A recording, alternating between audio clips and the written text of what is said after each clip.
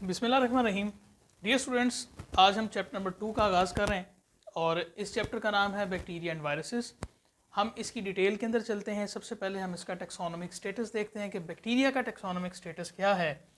Bacteria को as a kingdom हमने आज तक स्टडी किया और ओवर द ईयर्स हमने क्लासिफिकेशन सिस्टम को देखा कि किस तरह से एक एवोल्यूशन हुई है इस क्लासिफिकेशन सिस्टम के अंदर, जिसमें एट द एंड बहुत सारे प्लस माइनसेस के बाद रॉबर्ट विटेकर का जो सिस्टम था वो एक स्टेबल और रिकमेंडेड सिस्टम को माना जाना शुरू हुआ। अच्छा, इसमें उसकी वजूहात जो थी कि जिसे बहुत ज़्यादा रिकमेंडेशन मिली वो ये थी कि कंप्रीहेंसिव स्कीम थी अलॉन्ग विद एवोल्यूशनरी हिस्ट्री।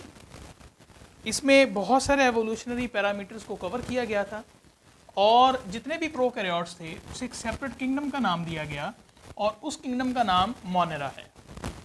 लिहाजा जितने भी बैक्टीरियाज थे उन तमाम को मोनेरा के अंदर प्लेस कर दिया गया। लेकिन दौरे हाजिर के अकॉर्डिंगली अगर हम देखें तो इसमें बहुत फ्लॉज हैं। जब हम मज़ीद जिद्दत की तरफ गए, टेक्नोलॉजी का बेहतर इस्तेमाल हुआ, जब हमने मेटाबॉलिक प्रोसेसेस को, साइटोलॉजी को, जेनेटिक्स को प्रॉपरली स्टडी किया, तो फिर अब हमें ये फ़ील हुआ कि साइंटिस्ट को फ़ील हुआ कि ये सिस्टम जो हम काफ़ी दिहाइयों से पढ़ते आ रहे हैं, जिसे हम रॉबर्ट विटेकर का 5 किंगडम क्लासिफिकेशन सिस्टम बोलते हैं, उसमें फ़्लॉज हैं। आपकी बुक ने फ़्लॉज का लफ्ज़ तो इस्तेमाल किया है लेकिन ये नहीं बताया कि वो एक्चुअली फ़्लॉज हैं क्या। उनमें से एक दो फ़्लॉज मैं आपके सामने रख देता हूँ। बैक्टीरिया को अब इस वक्त दौरे हाजिर के मुताबिक तकरीबन 1 दिहाई पहले from the last decade as a domain consider किया जाना शुरू किया गया। इसमें अगर आप देखें तो कुछ सीरियस फ्लॉज में सबसे पहला फ्लॉ था the exclusion of viruses, viroids and lichens. जिस वक्त हम इनकी प्लेसमेंट देखते हैं 5 किंगडम क्लासिफिकेशन सिस्टम में तो हमें कहीं पर भी लाइकन, स्पेशली लाइकन की हमें क्लासिफिकेशन जो है वो नज़र नहीं आती, लाइकन्स की प्लेसमेंट प्रॉपरली नज़र नहीं आती है। फिर यूनिसेलर और मल्टीसेलर एल्जी, इनको प्रॉपरली जगह नहीं मिली, वो स्पेशली जो कि हमेशा ऑटोट्रॉफिक नहीं रहती, जो अपना क्लोरोफिल लूज़ कर जाती हैं और वो अपनी ही ज़िंदगी में ऑटोट्रॉफिक से हेटरोट्रॉफिक की तरफ कन्वर्ट हो जाती हैं, उनको कहाँ रखना है, कहाँ प्लेस करना है, ये प्रॉपरली जो है रॉबर्ट विटेकर के सिस्टम से हमें नज़र नहीं आता है। लिहाजा हम फिर 3 डोमेन सिस्टम की तरफ जो है वो रागिब हुए और इस 3 डोमेन सिस्टम की वजह से हमारे बहुत सारे मसाइल जो है वो क्लासिफिकेशन के हल होते नज़र आए।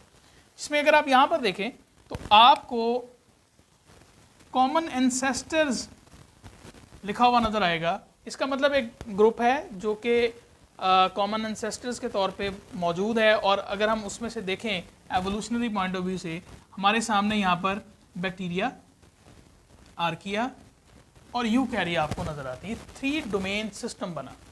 अच्छा, बैक्टीरिया ऑफ कोर्स जितने भी प्रोकैरियोट्स थे वो तमाम के तमाम इस एक डोमेन के अंदर हमने प्लेस कर दिए। जब हमने आर्किया की बात की तो ये भी बैक्टीरिया की तरह के ही ऑर्गेनिज्म साबित हुए, लेकिन मसला ये हुआ कि ये टफ और एक्सट्रीम कंडीशंस जो थी एनवायरनमेंट की, उनके अंदर रहने वाले ऑर्गेनिजम्स थे। लिहाजा हम इन्हें बैक्टीरिया से अलहदा करते हुए, क्योंकि इनकी केमिकल कंपोजिशन, इनकी फिजियोलॉजी, इनकी साइटोलॉजी बिल्कुल मुख्तलिफ थी बैक्टीरिया से, लिहाजा हमने आर्किया को एक अलहदा से डोमेन दे दी। अब यहाँ पर आपके सामने बैक्टीरिया अलग हो गए, आर्किया अलग हो गए। फिर हम आए यूकैरिया की तरफ। डियर स्टूडेंट्स, यूकैरिया, इसके अंदर अगर हम कंपेयर करें रॉबर्ट विटेकर के क्लासिफिकेशन सिस्टम को, तो जो रिमेनिंग 4 किंगडम्स थी वो हमने प्लेस की यूकैरिया के अंदर। अब वो 4 किंगडम्स कौन सी थी, मैं यहाँ पर लिख देता हूँ। Kingdom Plantae, kingdom Animalia, kingdom Fungi and kingdom Protista. Dear students, ये वो तमाम किंगडम्स थी जिनको कलेक्टिवली कहाँ पर स्टडी किया जाना शुरू किया गया, यूकैरिया के अंदर। हमने यानी कि साइंटिस्ट ने अब रिमेनिंग 4 किंगडम्स को प्लेस कर दिया इनटू यूकैरिया। ये आज हमारा पहला लेक्चर था। डियर स्टूडेंट्स, जैसा कि बुक के अंदर बहुत सारे किंग्स हैं, न्यू सिलेबस है, लिहाजा आपको जब तक क्रिटिकल एनालिसिस की तरफ हम नहीं लेके जाएंगे चीज़ें आपकी दस्तरस से बाहर रहेंगी। क्योंकि अगर आप यहाँ पर वही एक पॉइंट देखें जो मैंने अभी आपको बताया सीरियस फ्लॉज के हवाले से, तो ये फ्लॉज का लफ्ज़ तो ज़रूर है बुक के अंदर, लेकिन वो ये नहीं बताया कि फ्लॉज हैं क्या।